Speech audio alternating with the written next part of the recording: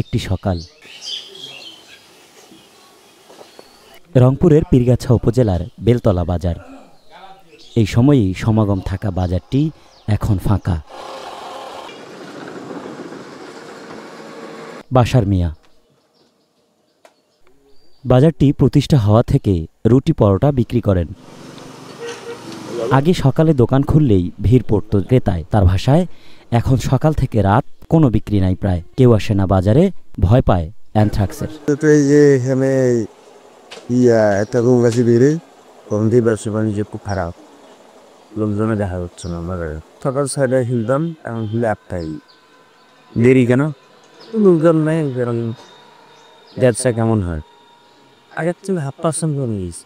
আতঙ্ক বাজারে এনে বড় বড় সবজি করতো, সেটাও নাই। আতঙ্কর মধ্যেই দেশে অ্যানথ্রাক্স রোগটি শনাক্ত হবার পর পীরগাছা উপজেলায় এই মুহূর্তে যে বিষয়টিতে সবচেয়ে বেশি সমালোচনার জন্ম দিয়েছে সেটি হচ্ছে এই উপজেলার বানিয়াপাড়া। যে জায়গাটিতে আছি, আমার ঠিক পাশেই এইখানে অসুস্থ গরুটিকে জবাই করে সেটির মাংস ভাগ বাটোয়ারা করা হয় এবং প্রথম এই বাড়িটিরই কমেলা বেগম নামে এক নারীর মৃত্যু হয়।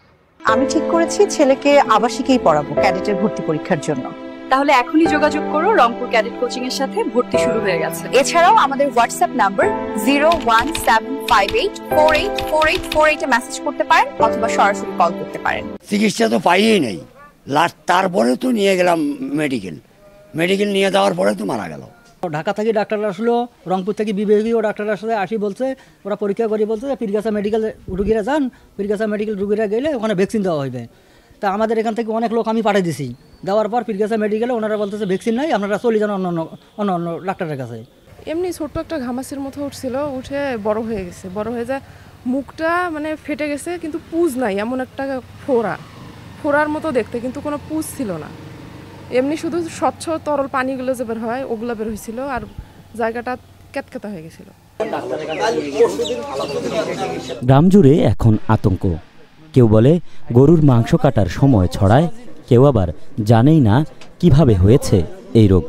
এই যে গরুর রোগ আসছে, গরু আমার 2টা মারা গেল 3 দিনের ভেতরে, আগা পাছায় 5 দিনের ভেতরে আমার 2টা গরু মারা গেছে। আমরা তখন আমার গরু প্রথম ধরছিল, আমরা তো জানি না গরুর রোগ আছে, আমরা জানি আমাদের গরু ভালো, জ্বর হয়েছে, যে ভালো হয়েছে, হয়তো অসুস্থ হয়েছে, তো মারা করে দিচ্ছি। আমরা তো জানি না এই অ্যানথ্রাক্স রোগ সৃষ্টি হবে। আমরা যদি জানতাম তাহলে তো আমরা করতাম না। এলাকাবাসী হিসেবে আমরা খুব আতঙ্কের মধ্যে আছি, মানুষ খুব ভীতির মধ্যে আছে আর কি। সরকার থেকে কোনো পরীক্ষা নিরীক্ষার ব্যবস্থা নেই, মাংস অবাধে বিক্রি চলছে। আমার এই যে গরুটাতে গেল, আমরা কিভাবে চলবো, কিভাবে আমার দিন পথ যাবে। এই এলাকায় অনেকেই গরু লালন পালন করে সংসার চালায়, কিন্তু এখন খামারিরাই সবচেয়ে বেশি চিন্তায়, কারণ অ্যানথ্রাক্স আতঙ্কে বাজারে গরু বিক্রির জন্য গেলেও দাম পাচ্ছেন না। আমরা সবাই আতঙ্কের মধ্যে, গ্রামবাসী গরু বাছুর মনে করেন যা আজের ফুর্তি করে গোয়াল খালি, গোয়ালের মধ্যে আর কোনো গরু বাছুর নয়, ভয়ে আতঙ্ক হয়ে সবাই বিক্রি টিক্রি করে ফেলাইছে। আমি খামারি হিসেবে খুবই আতঙ্ক আছি এবং এলাকার মানুষ আতঙ্কের মধ্যে আছে। আমি খামারি হিসেবে সরকারের কাছে জোর দাবি করছি, এদের সুব্যবস্থা করা হোক এবং সুচিকিৎসা দেওয়া হোক। আমি খামার হিসাবে অনেকটাই আতঙ্কে আছে। আমার বাসায় 10টা গরু আছে। এই গরুর কি যে রোগ, এই রোগটা তো আমি বুঝতে পারতেছি না। আমি তো বুঝতে পারতেছি না, কোনো পশু সম্পদ থেকে আমাকে এসে এরকম কোনো দিক নির্দেশনা দিচ্ছে না। পুরো এলাকায় আতঙ্ক, এবং গরুর মাংস তো বাজারে আমাদের প্রতিদিনই গরুর মাংস পাওয়া যাচ্ছে। অ্যানথ্রাক্স ছড়িয়ে পড়া এই গ্রামের পাশেই দেউতি বাজার। এখন এই বাজারে মাংস বিক্রি কমে গেছে অনেক, ক্রেতা নেই, ভয়ই এখন বড় সমস্যা। আমাদের এই এলাকায় এই রোগটা নিয়ে খুব একবারে আতঙ্ক ছড়াই গেছে। এখন বর্তমান আমাদের গরু কিন্তু ভালো, বাজার থেকে কিনে আনি ডাক্তার চেক করার পর জব করবে দেয়। চেক করিয়ে মনে করি যে কাগজপাতি আছে, আগে যেমন বিক্রি ছিল এখন ওই অন্তিম বিক্রি নাই। পশু নিয়ে প্রাণী সম্পদকে এগিয়ে আসতে হবে, শুধু মানুষ সচেতন হইলে হবে না, ওনাদেরকে এগিয়ে আসতে হবে। সরকারি যে ডাক্তারগুলেন আছে এদেরকে এগিয়ে আসতে হবে। প্রাণী সম্পদ যদি এটা নিয়ে মনে করেন গুরুত্ব দেয়, তাহলে অনেকটা মানুষ এই রোগ থেকে রেহাই পাবে। তবে ডাক্তাররা বলছেন অ্যানথ্রাক্সে মানুষ মারা যায় না, সময় মতো চিকিৎসা নিলে পুরোপুরি ভালো হওয়া যায়।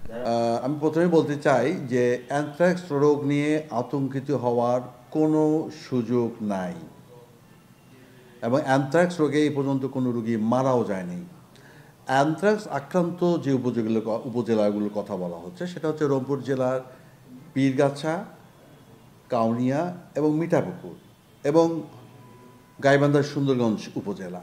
যে আমাদের স্বাস্থ্যকর্মীবৃন্দ, আমাদের চিকিৎসকবৃন্দ জনগণদেরকে কাউন্সেলিং করতেছে, বোঝাচ্ছেন এবং রুগীদেরকে এবার কাউন্সেলিং করা হয়েছে।